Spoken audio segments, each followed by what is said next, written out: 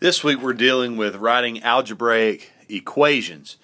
Not expressions, but equations. And if you remember the difference between an expression and an equation, is an equation has an equal sign. So in some of these you're actually gonna have an answer, something on the other side of the equal sign, and then there's an expression on the other side of it. And you're going to have to figure out what is what. So this first one, 28 coins is 5 more than Sam has. I want you to write an equation for that. 28 coins is, and usually that means equals. So you might have something like equals 28. 28 coins is what? And usually is the equal sign.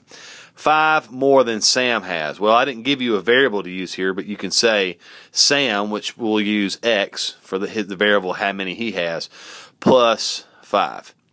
And once you get them written out like this, hopefully you can go back and look and it makes more sense. 28 coins is 5 more than Sam has. And for what Sam has, we're going to use that variable. We're going to use the variable X. You can use S if you want to. It's whatever. Unless I tell you to use a specific one, that's what you would use. All right, number 2. Mr. Edwards purchased 3 bags of potatoes. 3 bags, so he bought 3 bags of potatoes. He bought 36 potatoes in all. So in the 3 bags that he purchased, he ended up with a total of 36 potatoes. Each bag contains the same number of potatoes, and this should be right. Write an equation that represents this situation. So we know when we have an equation, we're going to have an equal sign. Mr. Edwards purchased 3 bags of potatoes. He bought 36 potatoes in all. So the total looks like it's going to be 36. He bought 3 bags. So we can say 3, and we'll use the variable B. Mr. Edwards bought 3 bags of potatoes. He bought 36 in all. Each bag contains the same number of potatoes. We don't know how many each bag has. Write an equation that represents this situation. So we can say 3 for the number of bags, B for the number of potatoes in each bag, or actually, I think a better one would be 3P equals 36. You can use B, I don't care, but that'll help you understand that, either one of those would be fine, but 3P equals 36.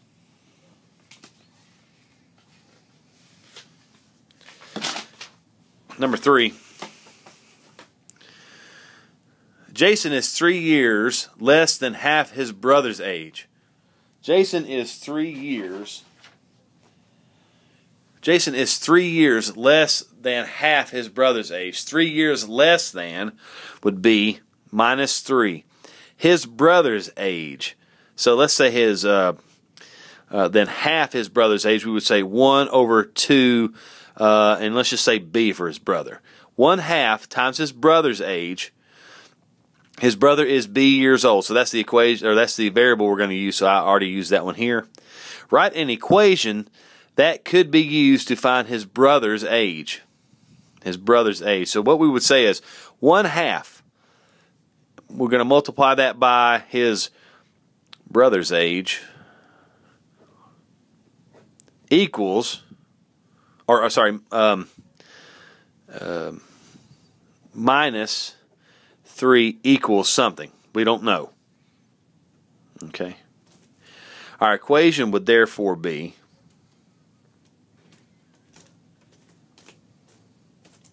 let me start all over. Please forgive me. His brother is B. So we're going to say his brother is B. Please forgive me. Jason is 3 years less than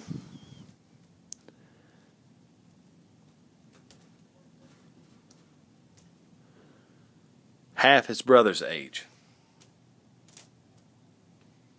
Jason is 3 years less than half his brother's age.